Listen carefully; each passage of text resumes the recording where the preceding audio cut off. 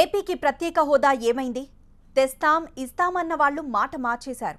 పోరాటం చేస్తాం, కేంద్రం మెడలు వంచైనా హోదా సాధిస్తామన్న వాళ్ళు స్వరాన్ని తగ్గించారు. మేమే హామీ ఇచ్చాం, మేమే తెస్తాం అన్న పార్టీకి అధికారంలోకి వచ్చే పరిస్థితి లేదు.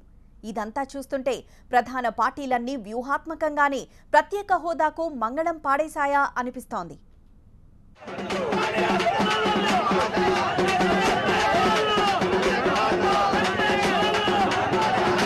ప్రత్యేక హోదా ఆంధ్రుల హక్కు. మొన్నటి వరకు ఏపీలో ఎటు చూసినా ఈ నినాదమే మారుమోగింది.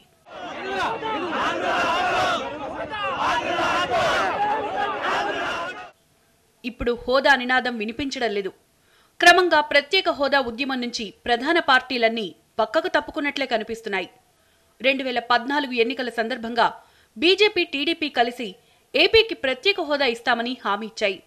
ఆ తర్వాత కేంద్రంలో బీజేపీపై ఒత్తిడి చేసే ప్రయత్నం చేసింది అధికార తెలుగుదేశం పార్టీ.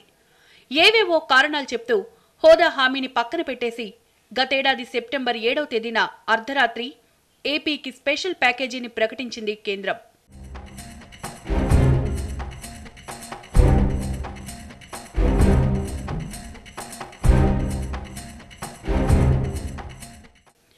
ఆ తర్వాత ఏపీలో పెద్ద ఎత్తున హోదా ఉద్యమం నడిచింది.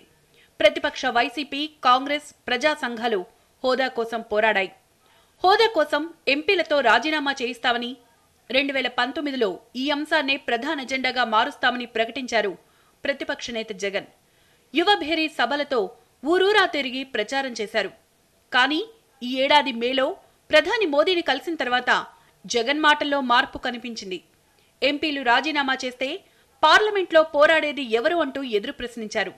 తాజాగా వైసీపీ ప్లీనరీలో ఉద్యోగాల విప్లవం తీసుకొస్తామని చెప్పిన ఆయన హోదా గురించి మాత్రం గతంలో మాదిరిగా గట్టిగా డిమాండ్ చేయలేకపోయారు. హోదా సాధిస్తామని ఎప్పట్లాగే చెప్పుకొచ్చారు జగన్.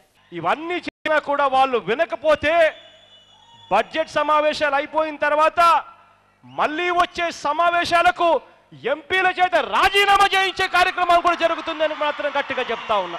ప్రత్యేక హోదా నినాదం మీదనే ఎలక్షన్లకు బై ఎలక్షన్లు లేకపోయి మళ్ళీ గెలిచి మళ్ళీ పార్లమెంటులో మళ్ళీ అదే సౌండ్ వినిపిస్తాం.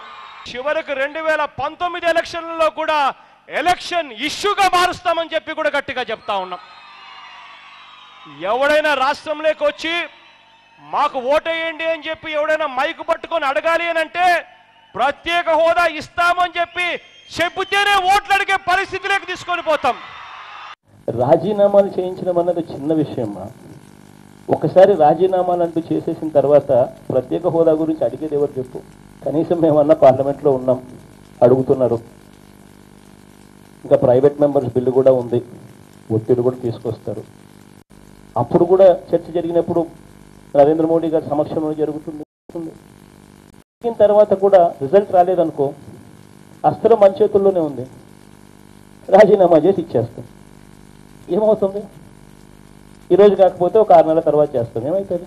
ఏ ఆలోచన, ఏ ఫోకస్, ఏ దౌత్యము, ఏ లౌక్యము లేకుండా చేసేస్తే లాస్ట్ జరిగేది ఎవరికి?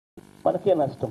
ఉద్యోగాల విప్లవం రావాలి అని అంటే ప్రత్యేక హోదా అన్నది తీసుకొని రావాలి అని చెప్పి, ప్రత్యేక హోదా అన్నది మర్చిపోమని చెప్పి మరొకసారి గుర్తు చేస్తా ఉన్నా. లౌక్యంతోనూ దౌత్యం పోరాటంతోనూ ఇవన్నీ కూడా సాధిస్తా చెప్పా.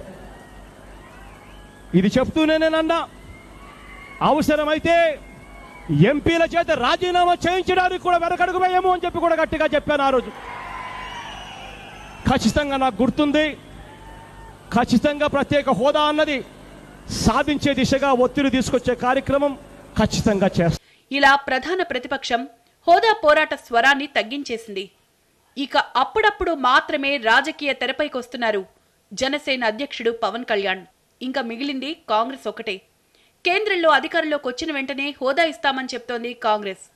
ప్రస్తుతం ఆ పార్టీకి ఆ పరిస్థితి ఉందా అన్న సందేహాలున్నాయి. ఈ తరుణంలో ప్రధాన పార్టీలన్నీ కలిసి హోదా నినాదాన్ని వ్యూహాత్మకంగానే పక్కన పెట్టేస్తున్నాయన్న చర్చ నడుస్తోంది.